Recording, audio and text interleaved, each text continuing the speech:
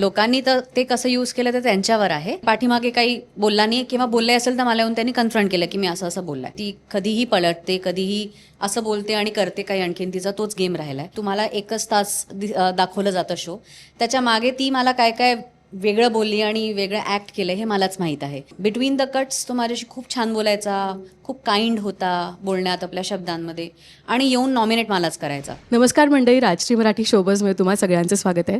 आपल्या सगळ्यांनाच माहिती आहे की बिग बॉस मराठीच्या घरातून आपल्या साखर गोळीचा म्हणजे प्राजक्ता शुक्रेचा प्रवास इथे संपला आहे अनफॉर्च्युनेटली. खरं तर तुमच्या सगळ्या प्रतिक्रिया सोशल मीडियावर आम्ही बघतोय, पण प्राजक्ताला याबद्दल माहीत नाही आहे. आज बऱ्याच दिवसांनी तिच्याशी गप्पा मारणार आहोत आणि पहिल्यांदा तर स्वागत प्राजक्ता, कशी आहेस? मस्त. तू कशी आहेस? मी मजेत आहे.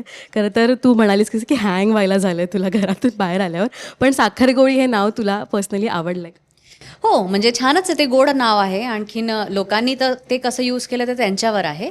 बाकी मला आनंद या गोष्टीचाच आहे की ते नाव ठेवून ठेवून पण म्हणजे मला नावं नाही ठेवू शकले, कारण असं काही वाईट त्यांना शोधताच आलं नाही माझ्यामध्ये, विच इज ग्रेट. आणि आयुर्वेदिक वगैरे जे म्हणत होती मला तिकडे आत, आणि लोकांनी जे म्हटलं, तर आयुर्वेदिक आपली धरोहर आहे भारताची आणि खूप रिच असं ते आपलं कल्चर आहे. तर मला दोन्ही नावच छानच वाटली आणि मी त्याला कॉम्प्लिमेंटसारखंच घेते. पण प्राजक्ता, सुरुवातीला जेव्हा तू घरात आलीस आणि तुझा स्वभाव इतका गोड होता आणि आम्हाला वाटलं की जर ह्या घरात टिकायचं तर हा स्वभाव नाही असला पाहिजे, पण नंतर घरातून आता बाहेर जेव्हा तू निघतेस तेव्हा प्राजक्ता बदलताना दिसली आम्हाला. सो ते गेमसाठी होतं, आणि गेमसाठी होतं का हा पहिला प्रश्न, आणि प्राजक्ताचा खरा स्वभाव कसा आहे? काय बदलताना दिसला आधी मला ते सांग, म्हणजे मला त्या हिशोबाने उत्तर देता येईल. म्हणजे सुरुवातीला तू खूप म्हणजे असं ॲज अ फॅमिली ट्रीट केलंस, पण जेव्हा तुला खरे चेहरे कळले तेव्हा प्राजक्ता कुठेतरी स्ट्रॉंग आणि कठोर होताना दिसली. कोणती प्राजक्ता खरी आहे, जी सुरुवातीला मला दिसली ती, की नंतर जी चेंज? थ्रूआउट जी तुम्हाला प्राजक्ता दिसली ती खरीच होती. आणि मी सारखं हेच म्हणत होती माझ्या आधीच्या इंटरव्ह्यूजमध्ये, पण मी हेच म्हटलं आहे की मी लोकांपर्यंत असंच मला पोचायचं आहे की आपल्या घराची एखादी पोरगी तिकडे पोचेल तर ती कशी रिॲक्ट होईल. तर मी तशीच होते. आणि मी गेमसाठी ॲक्च्युली नाही स्वतःत बदल केले, पण कठोर होणं गरजेचंच होतं, कारण लोक सारखं तुम्हाला असं असं असं असं करतात, कॉर्नर करतात किंवा वाईट बोलतात. तर तुम्ही हसून खेळून सगळंच नाही घेऊ शकत, तुम्हाला उत्तर द्यायचीच असतात. तरी मी नेहमीच हे ठेवलं आहे, एक बाउंड्रीज, व्यवस्थित हेल्दी बाउंड्रीज ठेवली आहेत सगळ्यांसाठी. की माझ्यासाठी बिग बॉसचं एक जर्नी डेफिनेटली होतीच, पण माझं नेहमी एक बिगर पिक्चर मी असं सारखी म्हणायची की या घरातनं बाहेर पडल्यानंतर पण एक दुनिया आहे, तुमची लाईफ आहे. मला असं कोणाला नाही बोलून जायचं आहे की ते त्यांना माझं नाव लक्षात आल्यावर ते वाईट गोष्टी आठवो, असं माझं नेहमीच एम राहिलं आहे. म्हणून मी सगळ्यांशी नेहमी रिस्पेक्टफुली बोलली आहे, मान देऊन बोलली आहे आणि पॉईंट टू पॉईंट बोलली आहे. कोणाला घालून पडून किंवा कोणाला खाली उतरवून मी कधीच बोलले नाही आहे. आणि ते मी नेहमीच विचार केला आहे. तर मला असं वाटतं की त्यात मी नेहमी आपली एक स्ट्रेंथ ठेवली आहे. विशाल, आणि जेव्हा तू टोळी गँग जॉईन केलीस त्यानंतर विशाल आणि अनुश्री आम्हाला अनेकदा बोलताना दिसलेत की प्राजक्ता आपल्यासोबत आपल्याला नको आहे. तुला हे ग्रुपमध्ये असताना कधी जाणवलं की म्हणजे ती वागणूक असते ना, आपल्याला कळतं, ते डिस्टन्स जाणवतो, तुला कधी जाणवलं? आता शेवटचे 2 एपिसोड्सच मी फक्त बघितलेत. मी पूर्ण एपिसोड्स बघू शकले नाही आहे, वेळच मिळाला नाही आहे.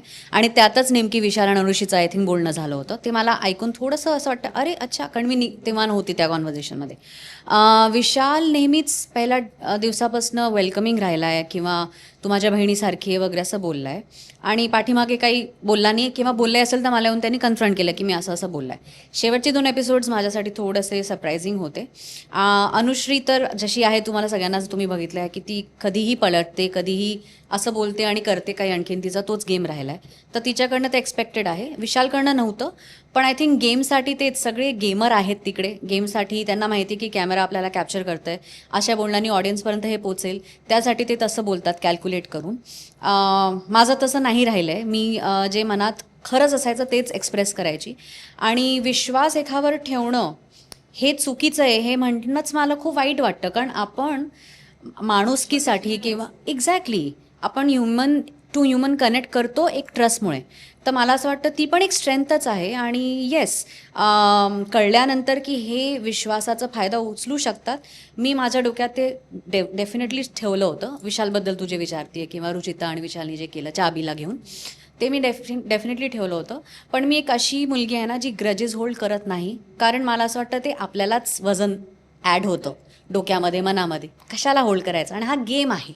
तर मी ग्रजेस होल्ड करून कायच करू, मला पुढे जाऊन खूप कामं करायची, हे नेहमीच मला स्वतःला मी सांगत राहायची त्या जर्नीमध्ये, की हा गेम आपण व्यवस्थित खेळू आणि असंच खेळू की आपण आपल्या प्रिन्सिपल्सवर टिकून राहू.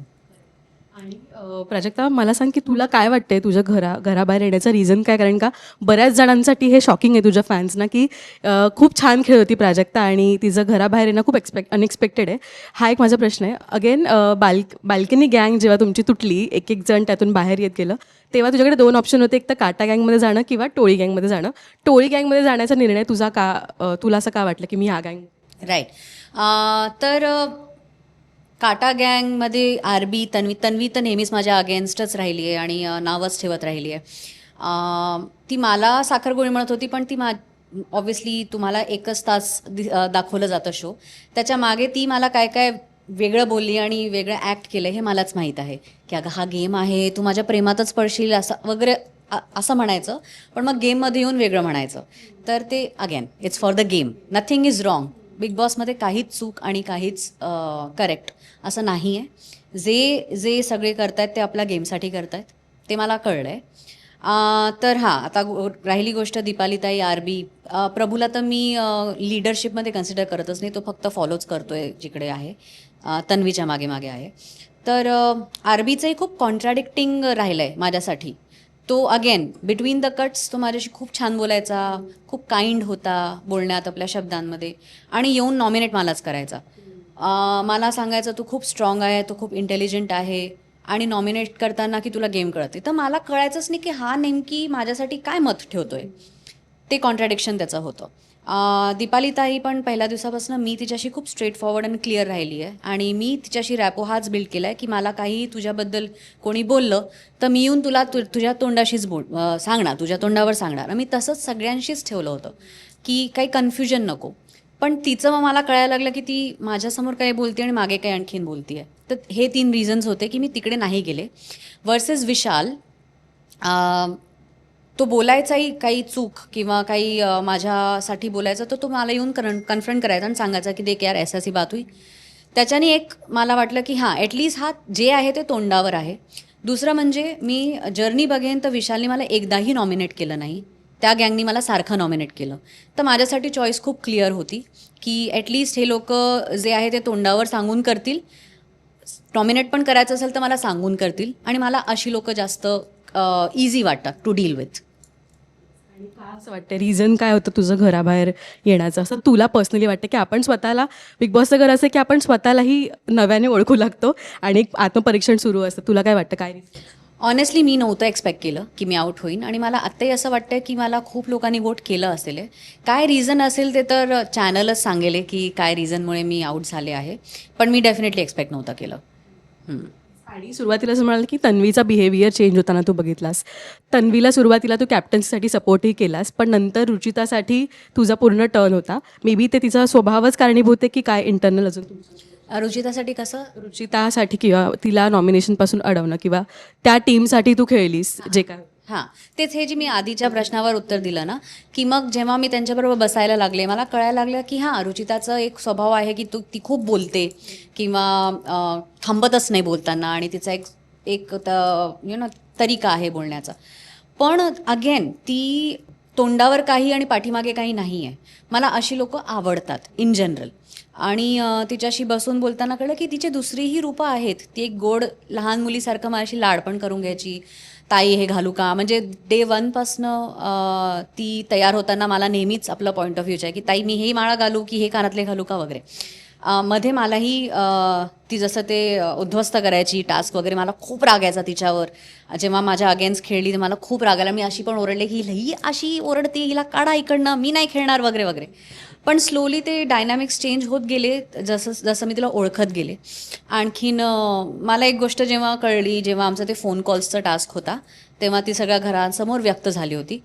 पण पूर्ण तिच्या जर्नीमध्ये सर्वात आधी पहिला या दुसऱ्या दिवशीच ती माझ्याशी व्यक्त झाली होती. तिने ते सगळं मला सांगितलं होतं, आणि मला खरंच खूप छान वाटलं की ॲटलीस्ट आपल्यामध्ये ही हा एक गुण आहे की लोक आपलं शेअर करू शकतात, कन्फाईड करू शकतात, आणि ती एम्पथी नेहमीच त्या घरात मी ठेवली आहे, आणि या गोष्टीचा मला खरंच आनंद आहे. आणि प्रेक्षक म्हणून आम्ही सगळे नेहमीच मिस करण जेव्हा बाहेर गेला तेव्हा तुमच्यातली जी फ्रेंडशिप होती ती आम्ही सगळेच मिस करत होतो. सो तुझ्यासाठी ती फ्रेंडशिप कशी आहे आणि बाहेर आल्यावरही ती फ्रेंडशिप टिकवायला प्राजक्ताला आवडेल? हो, खूप एक नॅचरल कनेक्ट जो होता तशी ती फ्रेंडशिप होती. आणि ते ना म्हणजे आयुष, करण, सचिन दादा, सागर दादा आणि इवन रोशन दादा, ते सगळे माझे कम्फर्ट झोन होते.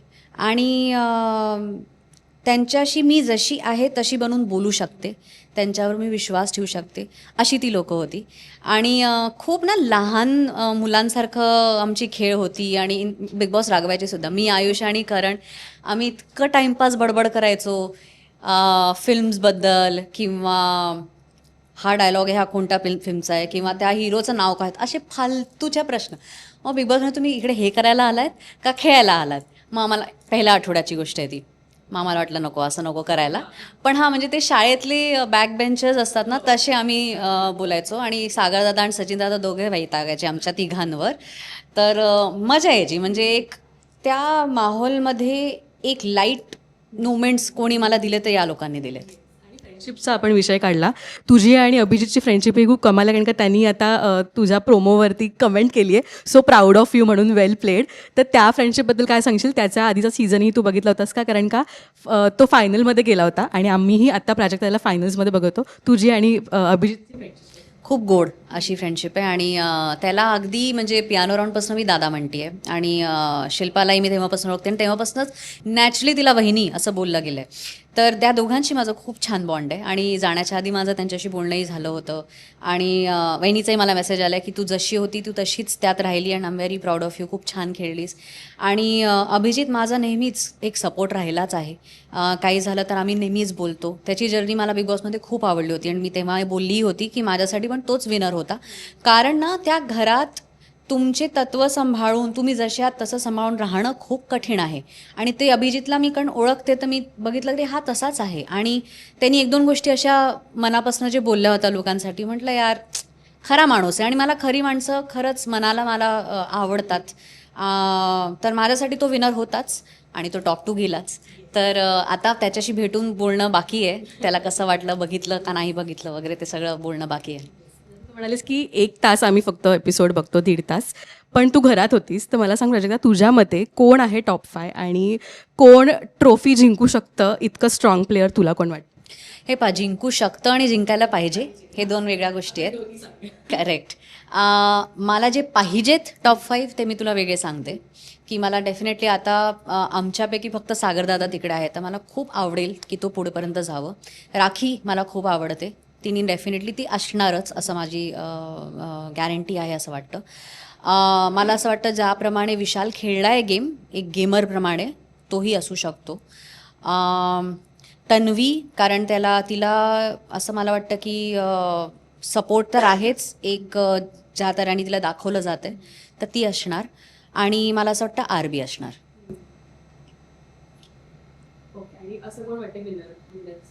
कोण व्हावं असं वाटतं आणि कोण होऊ शकतं? आता कोण व्हावं ते तर माझी इच्छा होती मीच व्हावी, तर मी निघाले, तर मी विनर कोण व्हावा हे उत्तर देऊ शकणार नाही. कारण तेच आहे की जे दाखवलं जातं आहे वर्सेस जे होतं त्यात खूप फरक मला जाणवला. म्हणून थोडंसं एक कुठे ना कुठे डिसअपॉइंटमेंट पण आहे. कारण अशा खूप गोष्टी आहे जी मी बोलली आहे, पण ते म्हणजे ऑब्व्हियसली टाईम कन्स्ट्रेंड आहे, 45 मिनिट्स 50 मिनिटच दाखवायचं आहे. पण त्यात पण काही लोकांना जास्त दाखवलं जातं आहे, ते चॉईस आमच्या हातात नाही आहे, तो एडिट आमच्या हातात नाही आहे. त्यामुळे थोडंसं वाईट वाटतं. तर कोण व्हावं ते तर मी म्हणजे आता माझं त्यातनं फेवरेट असं कोणीच राहिलं नाही आहे. आणि आरबीचा तू विषय काढलास, आरबी आणि तुझं कनेक्शन, म्हणजे तो तुला मध्ये तर काहीतरी स्पाइनलेस का काहीतरी म्हणाला, त्यानंतर मग बराच तुमच्यात वादही झाला. तुझं आणि आरबीचं आता घराबाहेर निघतानाचं ते काय नेमकं कनेक्शन आहे?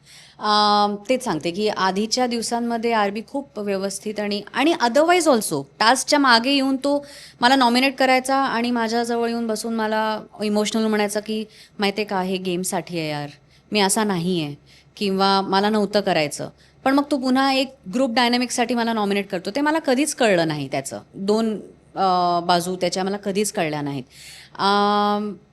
कनेक्शन तर मी नाही म्हणणार त्या गोष्टीला, कारण तुम्ही मला हेच वाटतं एक प्रश्न की तुम्हाला एखादी व्यक्ती आवडते किंवा आवडतो, तुम्ही त्याच्या अगेन्स्ट एवढं कसं बोलू शकता?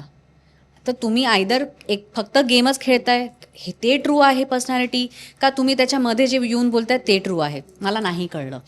तर मला खूप राग आला त्याचा त्या गोष्टींचा. आणि हा स्पाईनलेसमध्ये पण मी ते ॲक्सेप्ट केलंच नाही, कारण मी नाहीच आहे. आणि ते न ॲक्सेप्ट करून मी प्रूव्ह करून दिलं की माझ्यामध्ये खूप स्ट्रॉंग अशी स्पाईन आहे आणि नेहमी जी मी बोलली आहे त्याच्यावरच उभी राहिली आहे. मी काही बोलून काही दुसरे ॲक्शन नाही केले. तर स्पाईनलेस मोर त्याच्यासाठी जात आहे, त्या गोष्टीसाठी. Prajakta, we will miss you big बॉसच्या घरात, कारण का तुझा गोड आवाज सगळेच मिस करणार आहेत. पण आता बाहेर आल्यावर तुझी जर्नी अजून मोठी आहे, ते कंटिन्यू कर. आणि थँक्यू सो मच बोलल्याबद्दल. ऑल द बेस्ट पुढच्या जर्नीसाठी. Thank you so much. Thank you so much, Atisha.